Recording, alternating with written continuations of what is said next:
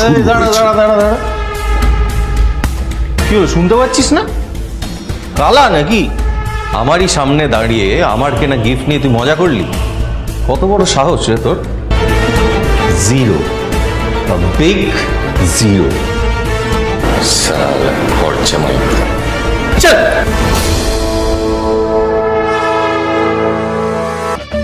কিন্তু যখন কেউ অন্যের নীরবতার সুযোগ নিতে শুরু করে তখন কথা বলাটা প্রয়োজন।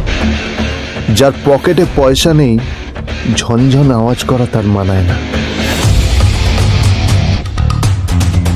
শহরের সব থেকে বড় বিজনেসম্যান। হ্যাঁ মিস্টার রায়চৌধুরী, আমি আপনাকেই ফোন করতে যাচ্ছিলাম। আমি একজন বিশেষ লোকের সাথে তোমার একটা মিটিং ফিক্স করেছি। ওর অ্যাড্রেস আমি তোমাকে টেক্সট করে দিয়েছি। কোনো কারোর সাথে দেখা করতে পারি, কিন্তু তার জন্য আপনাকে আমার দুটো শর্ত মানতে হবে। প্রথমটা,